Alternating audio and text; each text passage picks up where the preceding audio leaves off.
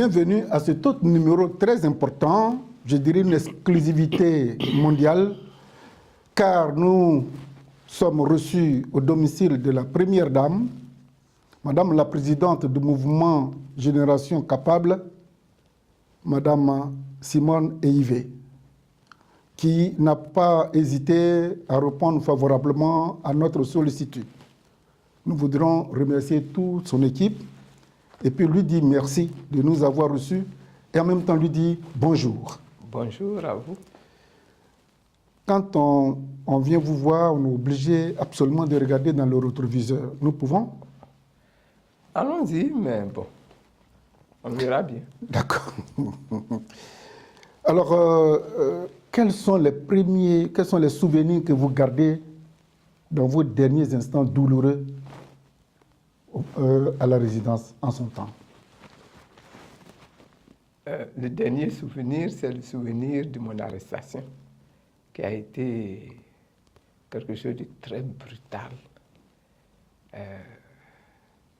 Où, d'ailleurs, les images ont circulé. Hein.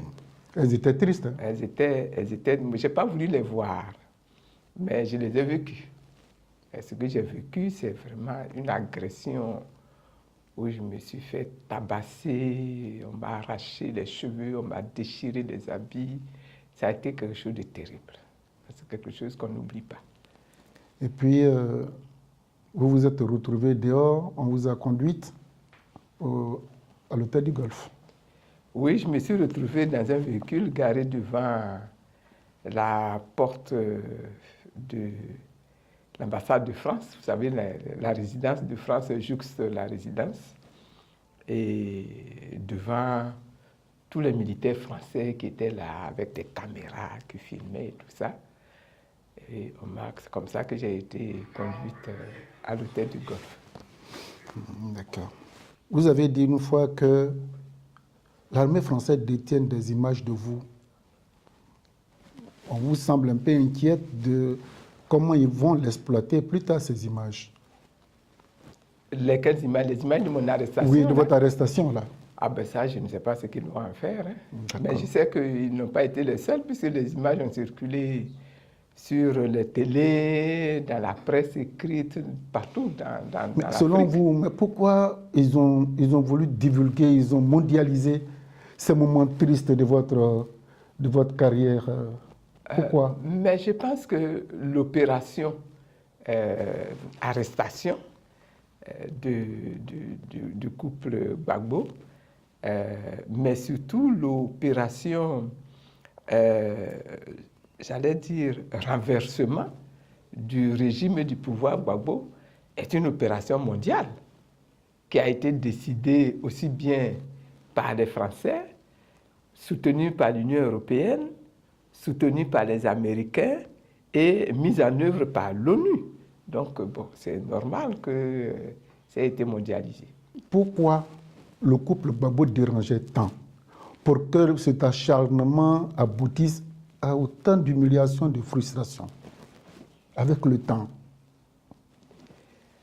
Mais avec le temps, je me dis que nous avons vécu à cette période-là un moment de combat pour la conquête de la souveraineté. Or, la Côte d'Ivoire est un pays auquel les Occidentaux, particulièrement les Français, tenaient et tiennent encore aujourd'hui. Et donc, un régime qui vient et qui essaie de s'établir et de lancer des programmes qui sont des programmes permettant la mise en œuvre. L'éveil même de conscience. Non seulement l'éveil de conscience, mais la mise en œuvre d'une politique souveraine, ça ne peut que les déranger. Mais ce dont je peux vous assurer, c'est que l'agression que la Côte d'Ivoire a vécue à cette époque-là, ça a été une agression mondiale. Les Occidentaux y ont participé, mais même les Africains y ont participé. Ça a été une agression mondiale. Décidément. Eh oui. C'est l'histoire. Mais ce n'est pas surprenant. Ce n'est pas surprenant, mais c'est l'histoire. C'est ce combat-là Le combat de la souveraineté, là, les Africains n'ont pas encore fini de le mener. Ils n'ont pas encore gagné dans ce combat. Et ils vont être confrontés à ce combat-là, encore peut-être pendant quelques années encore, mais c'est un combat qui est encore réel. Et c'est vous qui êtes le déclencheur? Non. Oh, il y a d'autres peuples hein, qui ont travaillé en Afrique du Sud. L'époque du combat de l'ANC. L'apartheid, bon. Ben oui. Et c'était pour eux, c'était un peu compréhensible puisque c'était les blancs et les noirs. Mais ici, c'est les noirs. Avec les intérêts. Ici, c'est les noirs. Oui. Ceux qui avaient les avions et qui tiraient sur la résidence là, pensaient que c'est des noirs. Pas les noirs. C'est des avions français. C'est les avions de l'ONU qui ont tiré sur la résidence ici. Donc, ce n'est pas une affaire de noir. Je vous dis que c'était mondial. Et c'est quand même le président Obama qui a appelé au téléphone le président Gbagbo pour lui intimer l'ordre de déposer son pouvoir et puis de quitter et d'aller vivre à Boston, ce que le président Gbagbo a refusé. Et comme le président Gbagbo a refusé, eh bien nous avons reçu ici les bombes, les avions de l'ONU qui ont tiré sur la résidence. Mais à un moment donné, quand vous avez vu que vous étiez dans l'impossibilité d'affronter tout cet arsenal mondial, pourquoi vous n'avez pas, de manière élégante, sortir, faire un discours pour dire, bon écoutez, nous avons voulu, ça n'a pas marché, bon, la pression est que nous retirons. Vous avez vu un combat où il y a un vainqueur, où il y a un vaincu, et où le vaincu dit, non, de manière élégante, là, je me retire du combat. On la bat. On la bat aussitôt. Et vous avez eu cette chance. Moi, je dis c'est Dieu. De sortir sain et sauf. Je dis c'est Dieu. Et à l'hôtel du Golfe, comment ça s'est passé? Vous n'étiez plus ensemble dans la même chambre avec... Si, on était dans la même chambre. D'accord, et comment ça s'est passé? Avec le président Gbagbo. On a vécu dans la même chambre pendant quelques jours. Et puis, ils sont venus, ils ont pris le président Gbagbo. Le premier qui est venu pour réclamer le président Gbagbo, c'était les responsables de l'armée. Le FRC? Pas le FRC. Pas le FRC. C'était un Ghanéen, c'était un général ghanéen qui est venu. C'était lui qui dirigeait l'armée de l'ONUCI, ici en Côte d'Ivoire. Et quand il est venu, il a parlé avec nous. Il m'appelait même ma cousine, puisqu'il est ghanéen, que moi je suis à Bouré. Il m'appelait même ma cousine. Puis je lui ai dit, mon cousin, ça ne marchera pas. Oh. Donc il est reparti. Et c'est quand il est reparti qu'ils ont fait venir maintenant les chefs de la rébellion en Côte d'Ivoire pour venir le prendre d'autorité et puis l'amener à Korogo. Et puis, moi, j'ai vécu encore dans cette chambre pendant quelques jours, exactement le 22. C'était quoi? C'était le mois de avril. Hein? Hein, c'était en avril, le 22 avril. Ils m'ont pris et puis ils m'ont amené à Oudjeni. Quand ils sont venus prendre le président Gbagbo à l'instant T, quelle était votre dernière conversation? Avec le président Gbagbo? Oui. Quand ils sont venus, c'est comme un enfant que vous êtes en train de donner à téter et puis on vient vous l'arracher. Oui, ben, ça passé exactement comme ça. C'était ce sentiment-là. Oui. Alors, la maman, comme elle s'est sentie... La maman essaie toujours de s'interposer. Et puis le président Gbagbo dit, Simone, laisse. Laisse, sinon il risque de te faire du mal encore. C'est comme ça que je me suis retiré et ils l'ont amené. C'est lamentable et c'est triste. Eh oui. Et ce même président Gbagbo, plus tard, cet amour va se transformer en haine. Qu'est-ce qui n'a pas marché? Moi, je ne sais pas.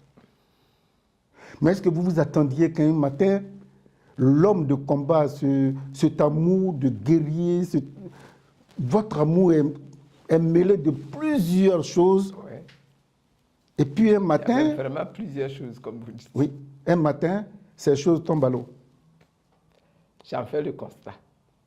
Le 17 juin 2021, vous étiez à l'aéroport. Est-ce que vous étiez obligé d'y être?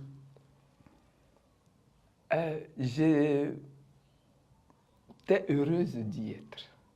Obligée, on n'est jamais obligé, je pense. Mais j'étais heureuse d'y être. J'y étais avec mes enfants. Donc, Les jumelles? Oui. Ah, mais on ne les a pas aperçues dans les différentes images. Ah, si, elles étaient là. J'y étais avec mes enfants. Et bon, on a vécu ce qu'on a vécu. Je savais que ça allait être une épreuve puisque j'avais été un petit peu informé par des camarades du parti. Mais je tenais à y être parce que pour moi, c'était une grande victoire que ce retour du président Gbagbo en Côte d'Ivoire. C'était une victoire sur l'ONU, c'était une victoire sur la CPI, c'était une victoire sur la rébellion et c'était la justice qui se manifestait. Et donc, je voulais y être et j'étais heureuse d'y être. Et après? Avec tous ces gestes que nous avons vus, bon... Oui, bon, c'est la vie. Là, c'est quelque chose, vous disiez, attention, on dirait que je suis en train de perdre Laurent. Est-ce que c'est à ce moment-là que je me suis dit qu'attention, je suis en train de perdre Laurent? Je pense que Laurent, là, je l'avais déjà perdu. Déjà. Parce que quand même si je ne vivais pas là, je savais ce qui s'y passait. Voilà. Alors, c'est douloureux, hein? Ça dit quand je vous écoute, j'ai un froid qui me traverse la colonne vertébrale, mais c'est l'histoire aussi. C'est l'histoire. Alors, comment vous vivez depuis un certain moment, vous êtes interdit même de porter le nom Gbagbo. La fois dernière, un confrère vous avait accordé une interview. Ce n'est pas vous qui l'avez demandé, mais lui, par respect, il vous avait appelé Madame Gbagbo. Le lendemain, un communiqué a fusé de la part de l'autre camp pour vous interdire désormais de porter le nom Laurent Gbagbo. Et j'ai constaté que vous m'avez appelé Simone Yves. Vous n'avez plus ajouté le bon, nom. Vraiment, c'est difficile de le faire, mais c'est un exercice auquel je me suis habitué depuis que vous m'avez donné l'autorisation de venir. Vous voyez, j'ai dit, bon, est-ce que je dois l'appeler Madame Gbagbo, je dois l'appeler Yves, machin. Bon, enfin, le nom. Bon, appelez-moi comme vous voulez. Moi, le nom Gbagbo, je le porte, je le porterai. Des gens m'appelleront Gbagbo, les gens me connaissent dans le monde entier par ce nom Gbagbo. Donc, moi, ce n'est pas un problème pour moi. Mais le nom Yves, qui est le nom de mon père, je l'ai toujours porté avec fierté. Même lorsque j'étais marié à Gbagbo, je m'appelais quand même Simone Yves, et puis on ajoutait le Gbagbo. Donc, bon, pour moi, il n'y a pas de problème. C'est un faux débat, ça. D'accord. Comment vous vivez, c'est la dernière question de ce moment difficile, comment vous vivez votre vie de femme divorcée célibataire aujourd'hui, si j'ose ainsi m'exprimer? Je la vis tranquillement. C'est-à-dire? Je mène mes activités, mes relations avec mes enfants, mes relations avec ma famille. Je vis ma vie, c'est tout. Et vous n'allez pas marcher, vous... Oh, il y a longtemps que je ne vais plus marcher. En première dame, quand même. Il y a des choses. choses. Je vais vous raconter une histoire. Allez-y. Quand je suis devenue première dame, on est allé à Gagnoa, chez mon mari. Et donc, je voulais aller faire le marché. Et j'ai pris une jeune dame pour m'accompagner, faire des courses, faire des achats, etc. Vous ne vous étiez pas encore imprégné dans votre rôle de première dame? Eh mais bon, même une première dame peut aussi, je me suis dit qu'une première dame peut quand même aller faire son marché. Mais j'ai été envahie. Wow. J'ai été envahie à Gagnoa, tellement envahie que j'ai dû quitter le marché précipitamment. J'ai abandonné sur les lieux tout ce que j'avais déjà acheté parce que, heureusement, à cette époque, mon visage n'était pas encore très connu par la population. Donc, je suis passé dans les rangs, j'ai pu faire des achats jusqu'à ce qu'une dame me reconnaisse. C'est Madame Gbagbo. C'était tout. C'était fini. Vous étiez envahi.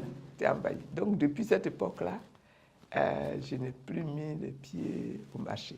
Quand je suis sorti de prison, ça n'y a pas très longtemps, hein, Oui. je suis sorti de prison et tout avait été pillé chez moi, donc j'ai dû faire des achats pour rééquiper ma maison. Donc là, j'avais besoin d'acheter des lits et je voulais aller choisir mon lit moi-même. Je suis arrivé dans un magasin qui est sur la place, là, je ne vais pas donner le nom pour Oui. éviter. Le vendeur. Le vendeur m'a reconnu. Oui. Il a informé son patron. Tout le personnel est descendu. J'ai dû fuir. Encore. J'ai dû fuir. Ils sont descendus tous. L'activité s'est arrêtée dans ce magasin-là. Et j'ai dû fuir. Ils voulaient des photos. Oh. Ah, j'étais devenu célèbre. Mais vous l'êtes toujours, hein? La prison m'a rendu célèbre. Non, même au-delà. Vous avez été quand même première dame, opposante en son temps, et présidente, c'est machin. vrai, c'est vrai. Vous n'êtes pas n'importe qui. Ça, je vous le concède. Hein.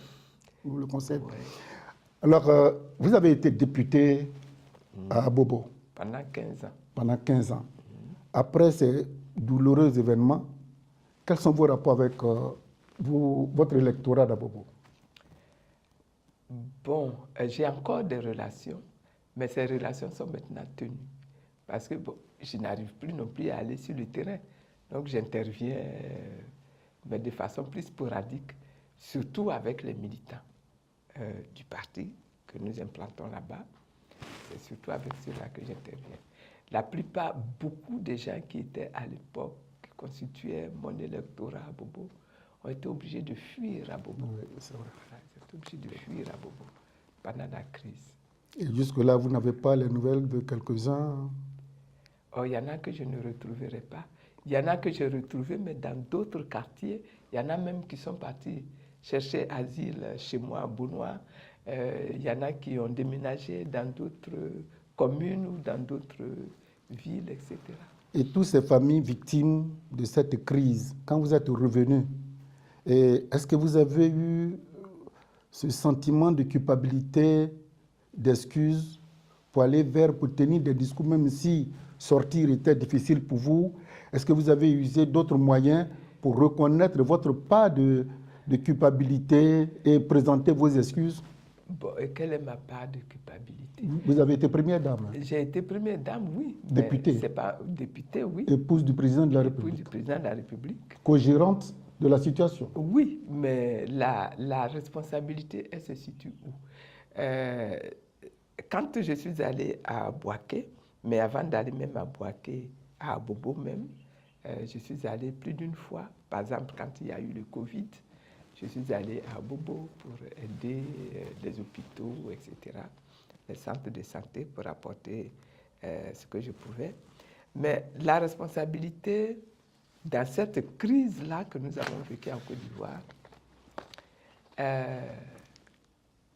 j'ai considéré que nous, du régime, nous devions demander pardon.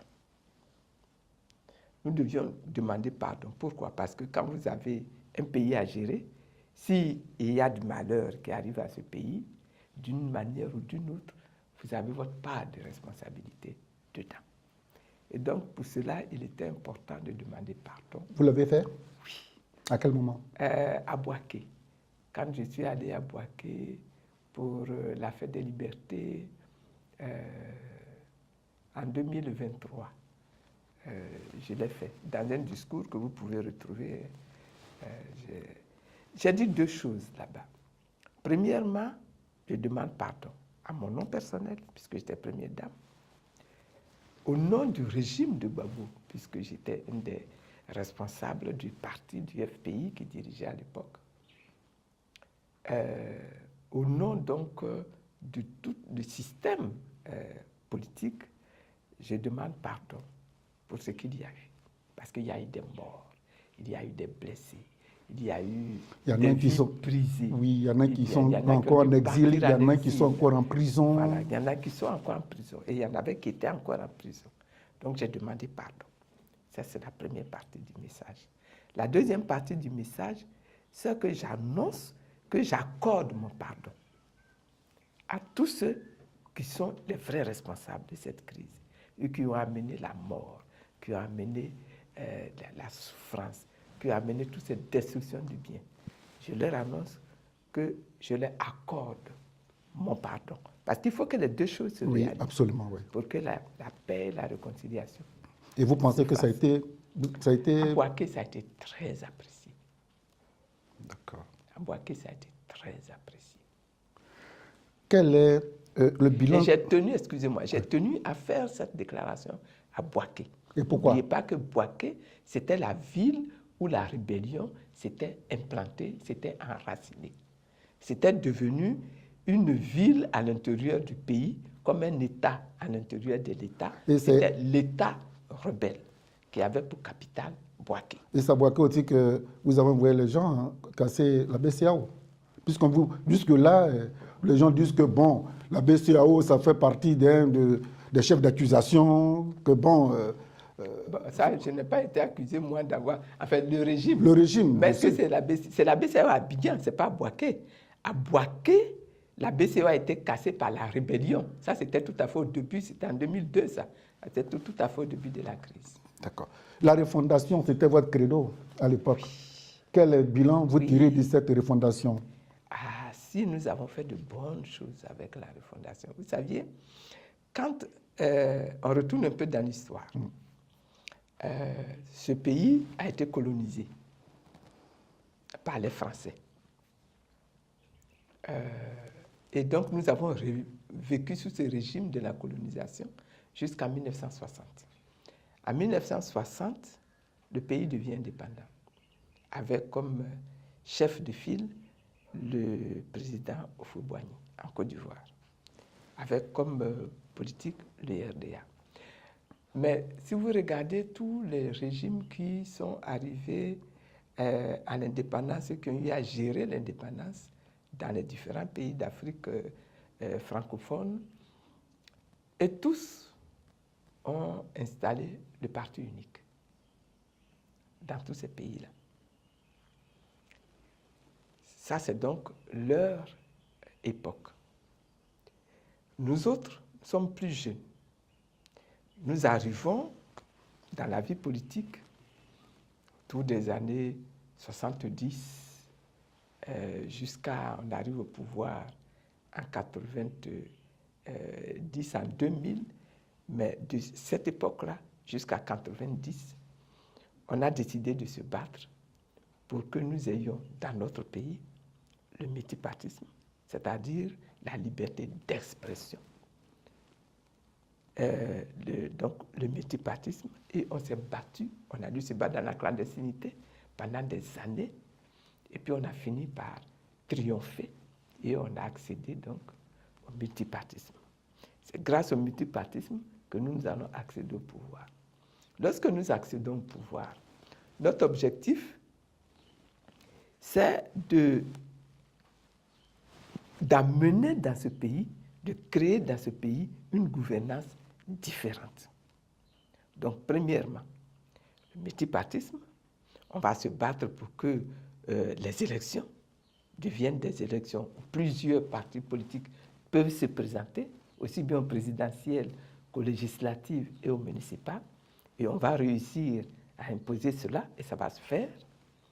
Évidemment, quand on accède au pouvoir à ce moment-là, on est minoritaire à l'Assemblée nationale. Mais au moins, le principe est respecté. Et puis, deuxièmement, on accède au pouvoir finalement en 2000. Quand on accède au pouvoir, on dit il faut refonder la politique ivoirienne. Et c'est là que naît l'expression la refondation. Et donc, refonder, ça signifie quoi? Ça signifie introduire plus de démocratie. Que ce pays fonctionne sur la base véritable de la démocratie, de la justice, du respect des droits, d'une part. D'autre part, au niveau même de la gestion des populations, arriver à organiser la décentralisation pour que ce soit la population elle-même qui se gère. Donc, on va créer ce qu'on a appelé les régions, les départements, de manière à ce qu'il y ait des conseils généraux qui gèrent les départements et que les municipalités soient multipliées pour que nous ayons plus de communes dans nos États. Ça, c'est la décentralisation. On n'a pas eu le temps d'achever cette expérience-là lorsque la rébellion a attaqué. Mais la rébellion qui attaque, n'oubliez pas que par derrière, il y a l'ancien pouvoir colonial qui refuse de perdre pied et qui va se battre pour se réinstaller. Comme disent les physiciens, il y a l'action et puis il y a la réaction qui vient par derrière et qui peut vous frapper. Et on a été victime de cela.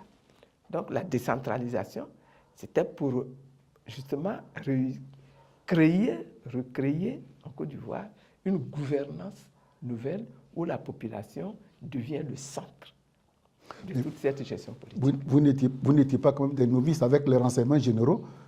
Vous saviez d'une manière ou d'une autre que toutes ces réformes n'allaient pas plaire. Ah ben, c'est pas parce que ça ne va pas plaire qu'il ne faut pas tenter. Vous avez tenté et puis bon, voilà. Eh bien oui, voilà. Tiens. Et vous sortez de prison, vous créez un mouvement qui plus tard va devenir parti politique. Okay. MGC. Le mouvement des générations capables. Et pourquoi? Je n'ai pas renoncé à mon projet politique de faire de ce pays-là un pays moderne, démocratique et souverain. Je n'ai pas renoncé à ça. Donc, quand je sors avec des camarades qui n'ont pas non plus renoncé à cela, on s'investit et on est obligé, dans ce cas-là, d'aboutir à la création d'un parti pour pouvoir continuer de travailler dans ce pays. Et aujourd'hui, nous sommes en 2024. Avec toutes les difficultés que vous avez vécues, vous créez un parti politique.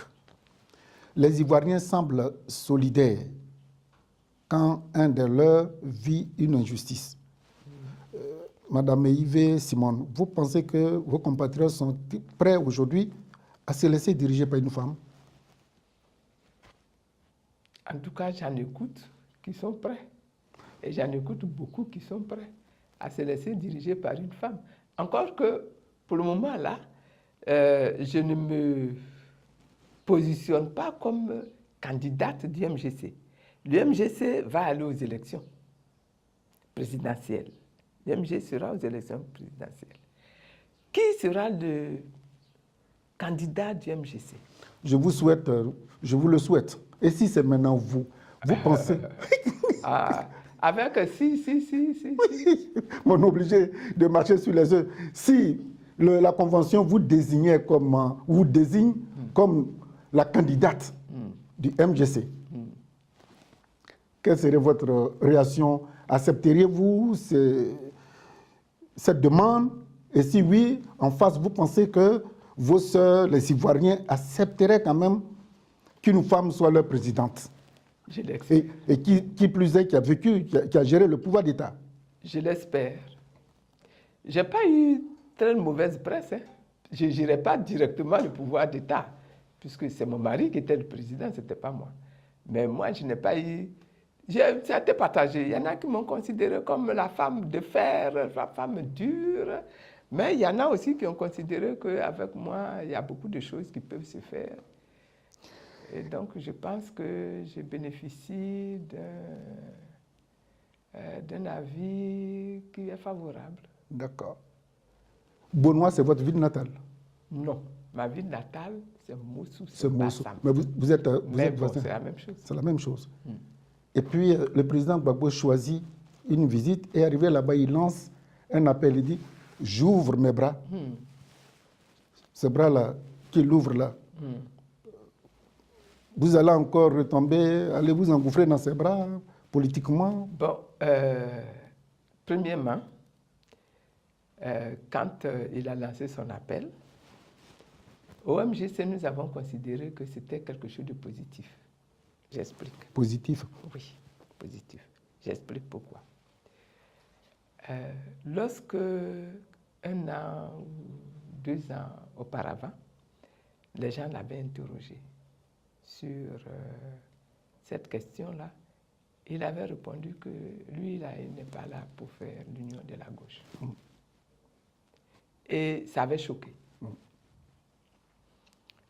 Et donc, quand il vient maintenant, 1 an ou 2 ans après, et qu'il dit j'ouvre les bras, ça signifie que sur la question de la réunification de l'opposition pour aller combattre, pour conquérir des réformes qui permettraient des élections transparentes en Côte d'Ivoire, nous avons estimé que c'était là une posture qui était positive. Voilà ce que nous avons dit. Mais au moment où il lance son appel, nous étions déjà en marche. Nous avions déjà, depuis 2023, démarré les discussions, les négociations avec les différents partis, avec toutes les organisations. Lesquels On avait, même avec le PPACI, nous avions déjà travaillé avec le PPACI pour construire ensemble l'unité de toute l'opposition. Donc il y avait le PPACI, il y avait le PDCI, il y avait le COGEP, il y avait l'URD, il y avait l'AIRD. Je cite ceux-là, mais il y en avait beaucoup d'autres. Nous étions au moins une trentaine de partis. Et il y en a 14, je crois, qui sont venus et qui ont signé le document commun que nous avons rédigé ensemble pour montrer à l'opinion nationale que nous montrions capables de nous assembler. Et ce phénomène-là, ce mouvement était en cours quand ils ont lancé l'appel de Benoît. On leur a répondu, comme déjà le mouvement est en cours, rejoignez-nous. Ah non, c'est lui qui vous demande de... Ah non. Ah non. Non. Lui, il a lancé son appel après nous. Oui, mais bon, lui, c'est l'homme. Il a lancé son appel. Ce n'est pas une affaire d'homme, là, en politique. Ici, ouais. Que vous n'allez pas me dire que vous êtes dans cette considération d'homme, de femme, de...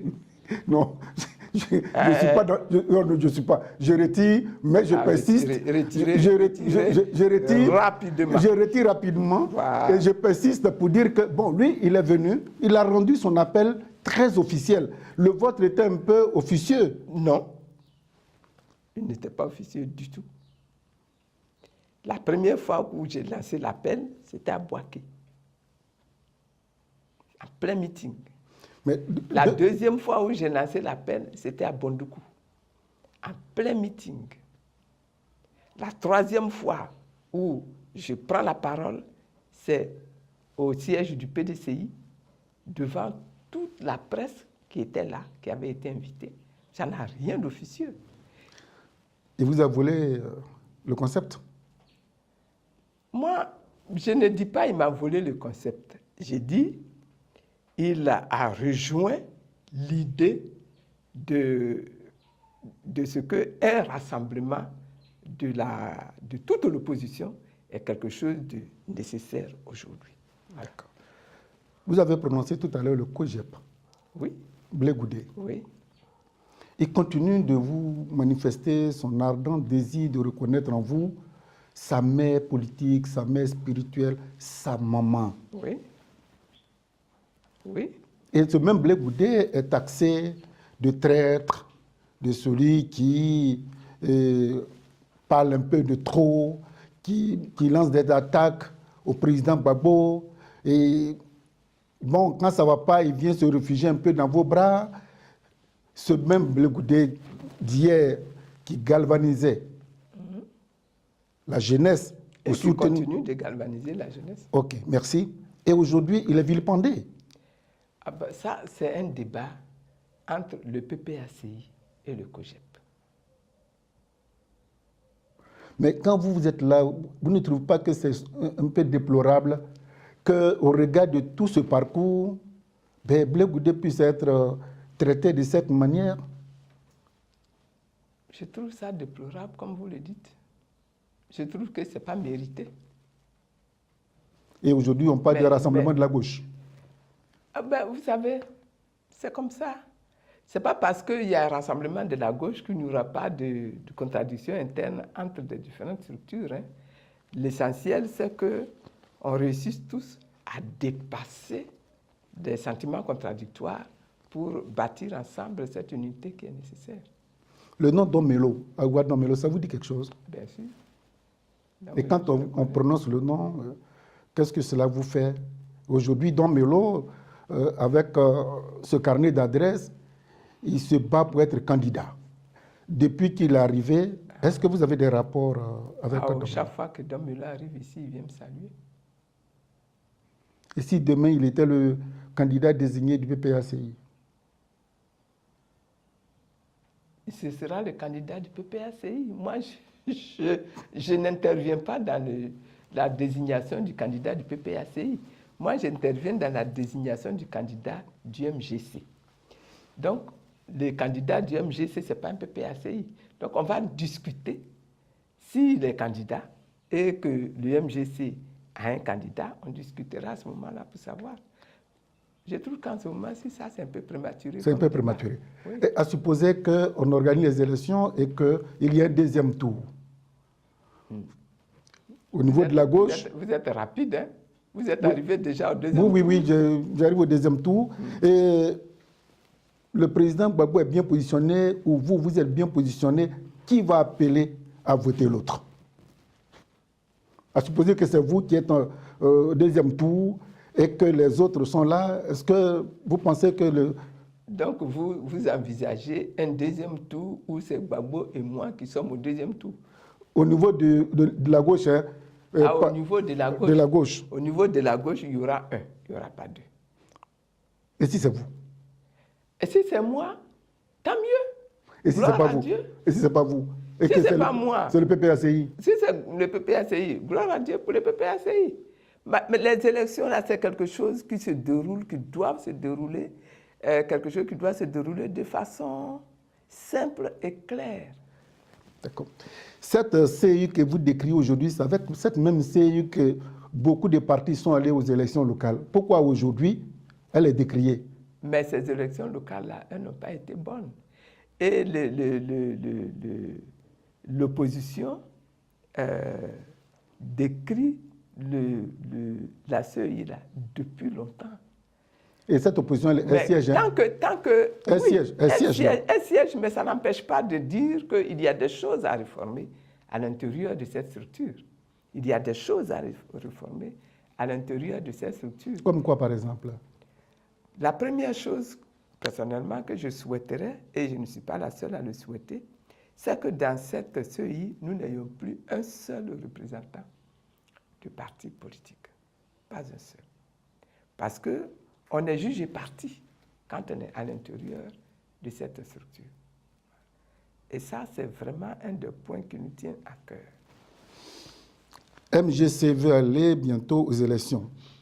Est-ce qu'on peut avoir une idée de son programme d'action qu'il compte proposer aux Ivoiriens afin de les rassurer que n'ayez pas peur?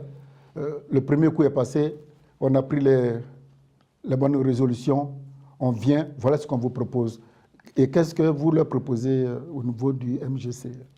Le programme est en cours de rédaction d'ailleurs, hein, et nous allons le publier très bientôt.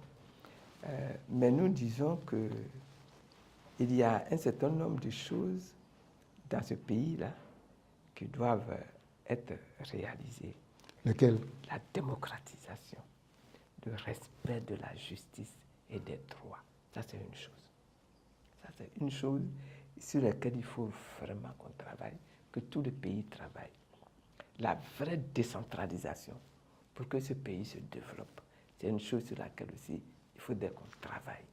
Et puis, il y a un certain nombre d'autres points de réforme, comme la réforme de l'éducation, la santé, la réforme de la santé, l'innovation avec l'utilisation de tout ce qui est instrument moderne de communication, la d'information. numérisation, etc.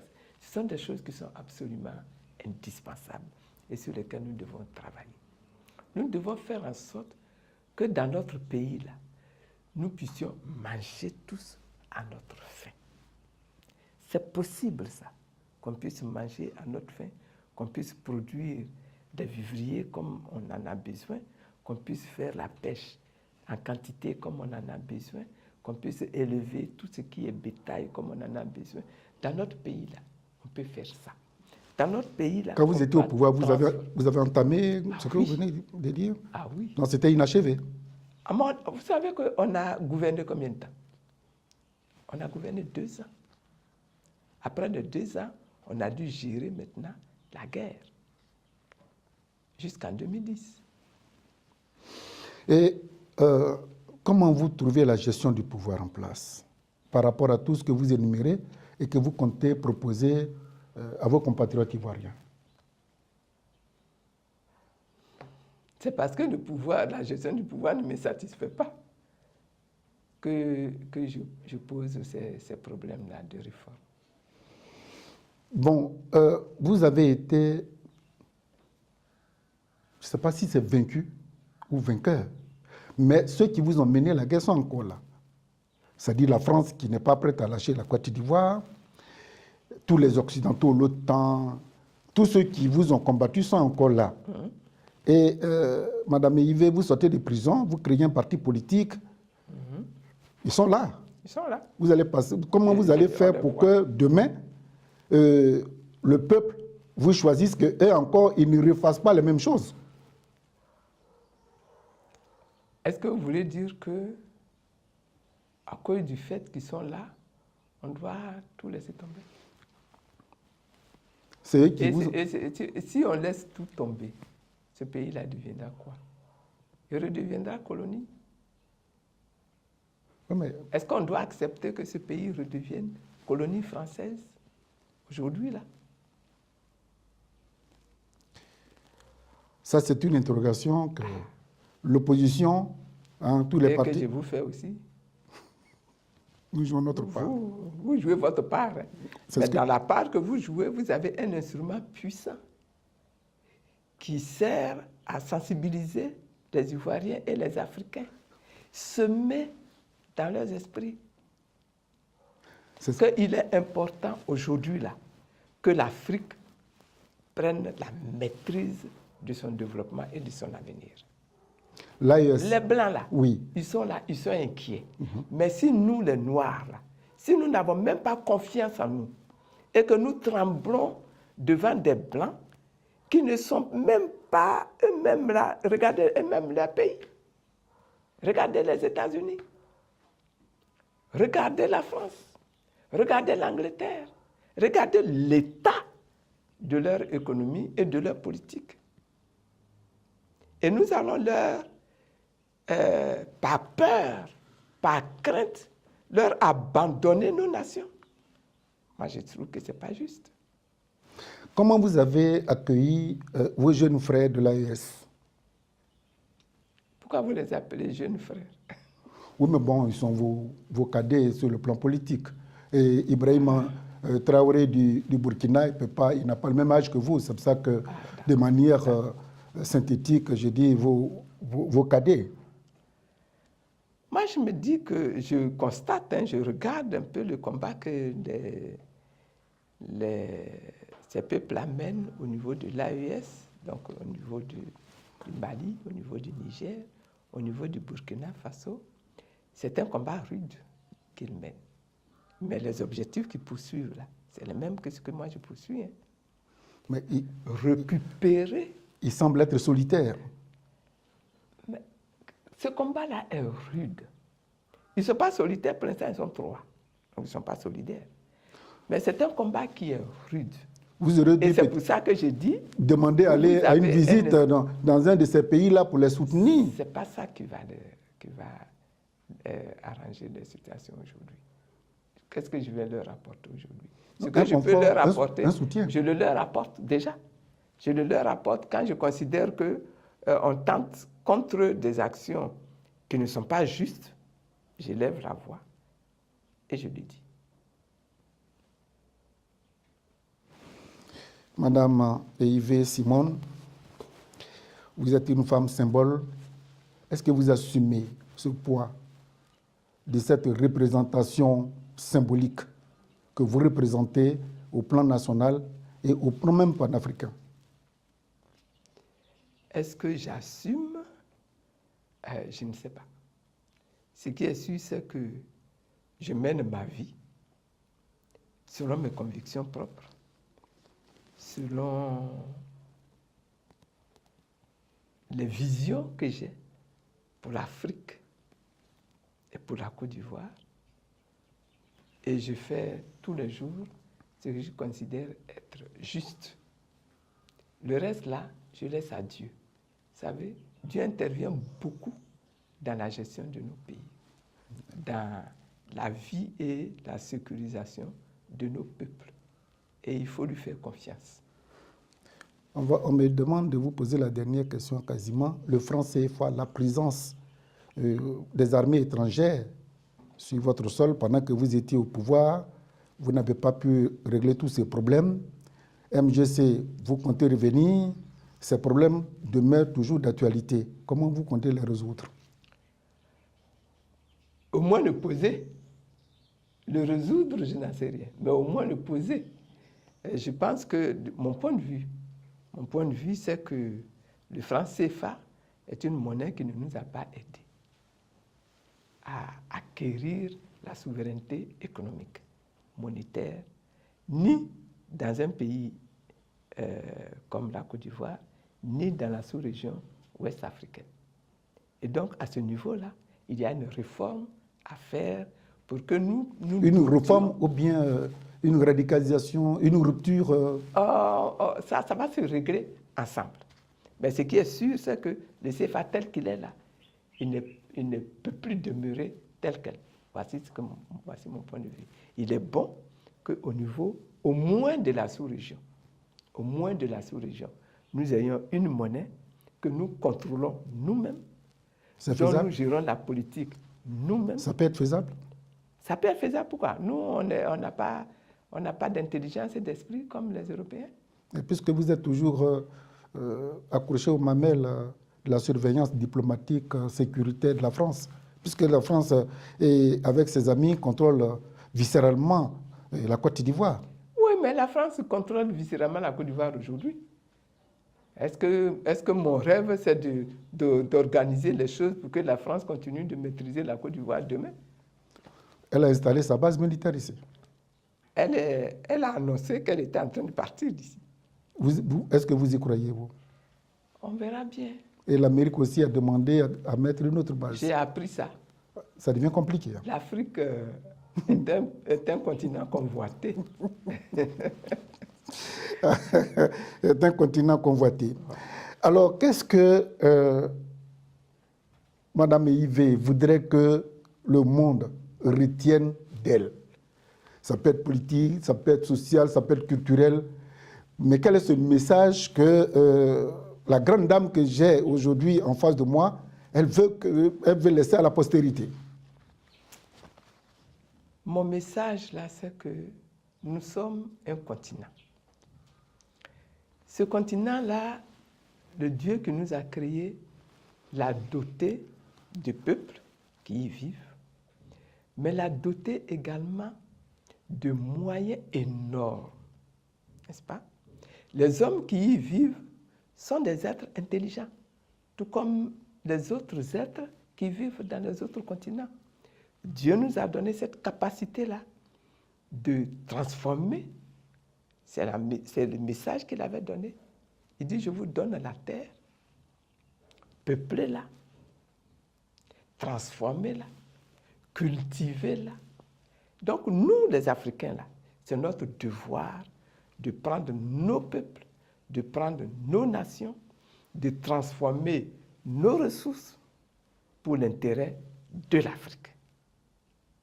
Et tout le travail que je fais là, mon objectif c'est cela, que nous ayons des peuples qui ont eux-mêmes l'esprit transformé, qui ont eux-mêmes l'esprit débarrassé de tous les complexes de colonisés que nous avons vécu, avec lesquels nous avons traîné et qui nous ont mis en retard pour que nous ayons un peuple capable d'innover, capable de proposer même au monde des solutions pour les problèmes qui existent dans le monde. Voilà mon rêve, voilà mon idéal et voilà ma vision, et je souhaiterais pouvoir y travailler moi-même, être un instrument de cette transformation de la société africaine qui devienne un pays, un continent prospère, où des gens sont souverains, où des gens ont confiance en eux-mêmes, où des gens ont de la personnalité, où des gens font des propositions au monde pour les solutions qui existent dans le monde. Un grand rêve, un chapelet de rêves, je voudrais dire. En même temps, elle s'adresse à ses compatriotes ivoiriens, en même temps, elle s'adresse au reste des Africains. Nous avons été très fiers de délocaliser nos matériels depuis notre studio d'enregistrement pour venir au pied de la grande dame, Madame Eivé, qui, avec cette expérience, a fait le bilan personnel et a créé un parti pour proposer encore à ses compatriotes ivoiriens ce qu'elle a pu, n'est-ce pas, pendant tout ce temps, elle a pu emmagasiner bon comme mauvais, et je crois qu'elle arrive avec son MGC, son parti politique. Nous l'avons reçu, c'était tout honneur, nous voudrons lui dire merci. Merci, madame. Merci à vous.